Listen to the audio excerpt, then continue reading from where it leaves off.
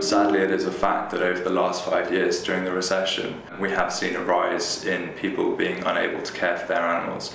We see 120,000 dogs dumped on the streets every year and picked up by local authorities.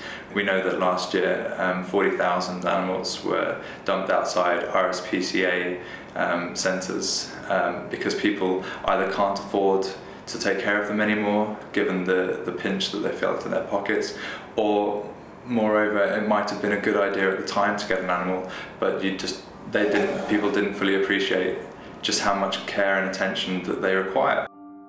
I'm Debbie and I've been volunteering here for about 3 or 4 months. Most of the dogs we get are pets that people just can't look after anymore.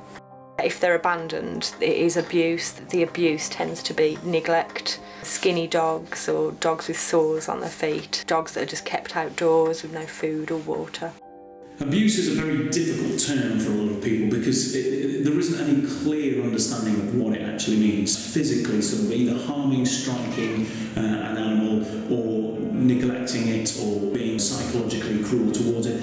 But there's another side of abuse, and that's neglect, and that's now represented in current UK legislation in the fact that you cannot withdraw or neglect to give animal what it basically needs, whether that's veterinary care, whether that's food, whether that's shelter. If you own an animal, you have a duty of care to look after that animal. Unfortunately, we see incidences of animal cruelty up and down the country. On a daily basis, we hear reports of animals being cruelly neglected or mistreated. There are incidences, for example, of cats being set on fire. Only yesterday we heard a story about a cat whose tail was superglued to her eye, then ripped off, and the animal lost her eye.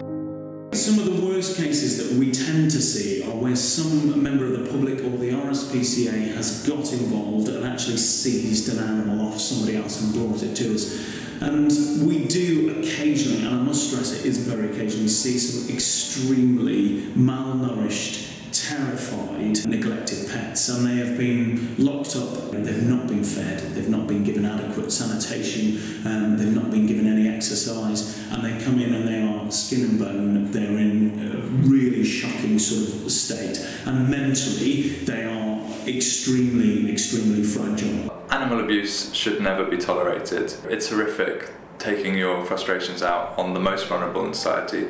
They can't stop you from doing it. Humans are more powerful than animals, but we need to be responsible in that power and protect animals and not hurt them.